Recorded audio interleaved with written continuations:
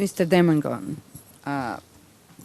when the H5N1 virus surfaced as a possible agent of the next pandemic, many small businesses pushed for information. They prioritized job functions, worked to educate employees, and stockpile personal protective equipment. For many, the initial pandemic scare seriously drained some of the firm's resources. Among small businesses, what challenges do you foresee with pandemic preparedness? Thank you for that question. I agree that there was a little bit of pandemic planning fatigue that had taken place. The H5N1 virus, and there's only so many times you can hear about that. Some of the challenges, though, have been abated by the fact that the H1N1 virus has materialized and actually has led to fatalities here and in other regions of the world.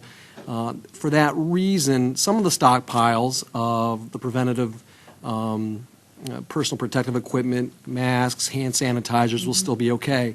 In a lot of that planning, I would actually say the fact that we were planning for H5N1 actually was a hidden blessing because at that time no one was to know whether that was going to lead to the pandemic. And it was ironic, just 2 years ago there was an industry-wide exercise, and then 2 years later those lessons could be used for this particular pandemic. But the challenges, of course, are for federal credit unions as well as other financial firms. Budgets are a little tighter this year, and there is some strain. It is so finding the ability to procure resources to use them effectively to protect not only your employees but your membership in the community. Thank you. Dr. Taylor, a pandemic emergency could compromise the ability of local and regional health care systems to deliver basic health services to children. If the H1N1 outbreak is severe, how would pediatric practices be affected, and what will providers need to do to maintain existing levels of care? I know that you touch on that, but if you could be more specific. It will depend directly upon the size of the practice. In other words, if you've got 3 physicians and 7 staff, and half your staff is sick and one of your physicians is sick, it's going to cripple you.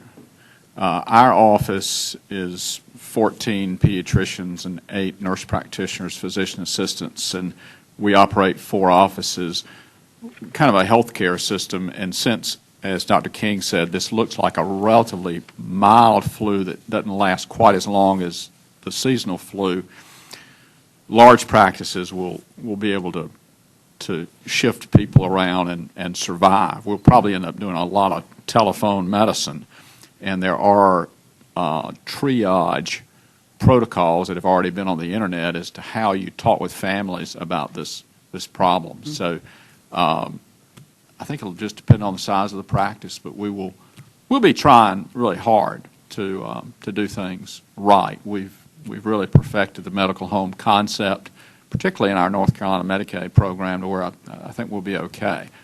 But it's going to be a rough. It's already started. It's a rough season. Do you foresee some part of the country more vulnerable than others in terms of the resources that are available?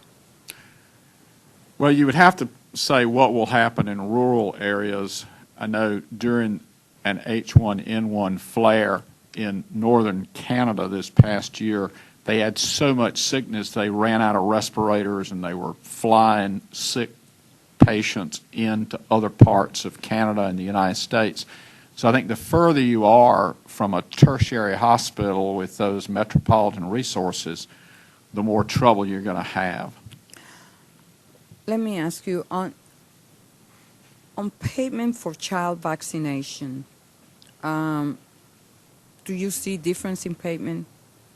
Oh, most assuredly. And again, I'm sorry I ran out of time on my testimony, but when Congress established vaccines for children in 1993, the federal government recommended vaccine administration fees for each state based on Medicare, economics, that kind of thing.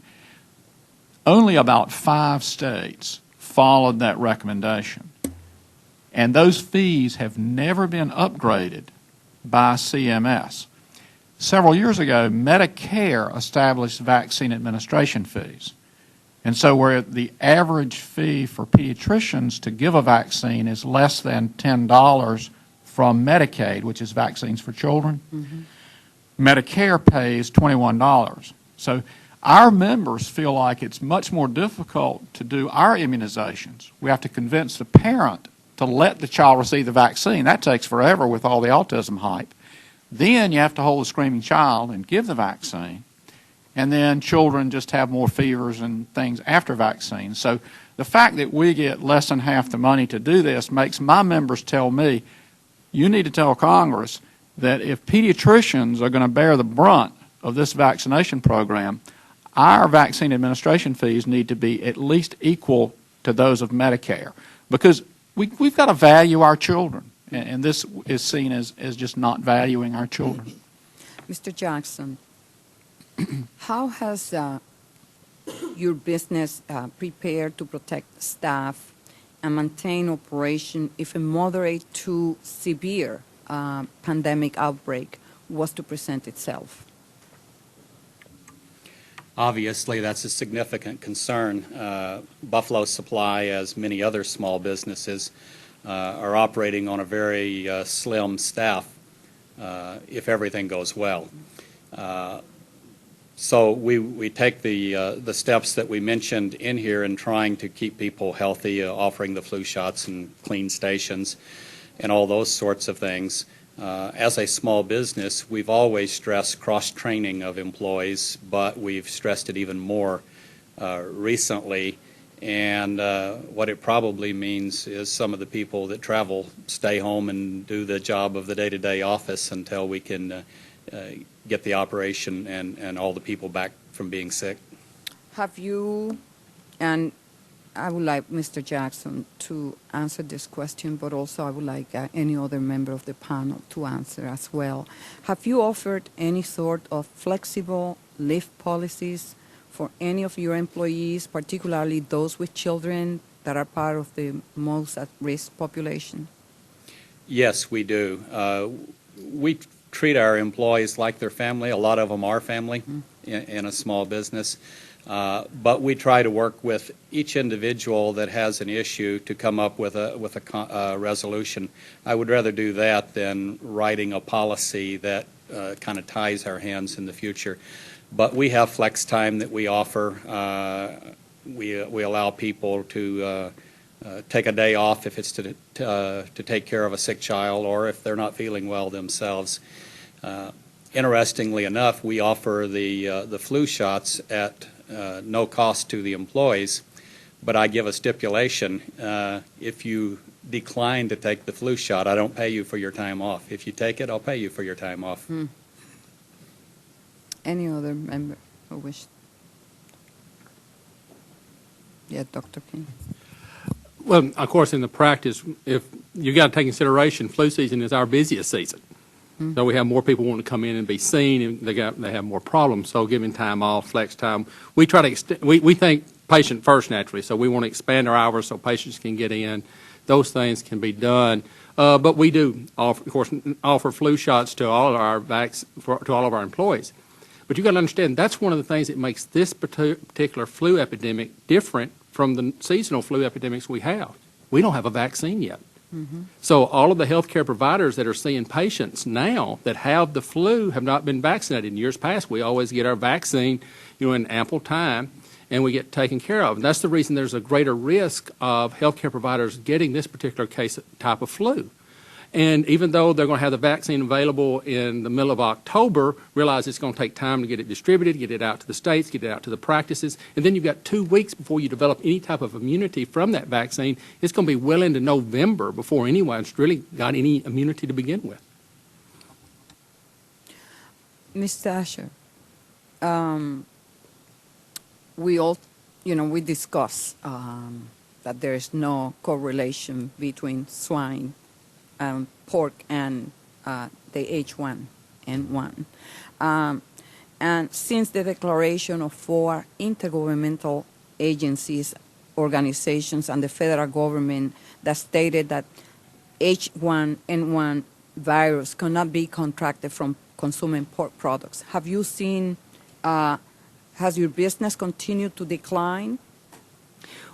We believe that we've made progress domestically and that the vast majority of people in the U.S. now understand it. Wouldn't say we're back to exactly where we were in sales, but we still believe our biggest problem is in the export markets. And it's always hard to ascertain. We think that the survey that meat export folks did that show still 1 out of 5 people in China are concerned is very bad news. But we also know that countries like China tend to use whatever they can as a trade barrier against us, and so there may be some of that playing into the situation too.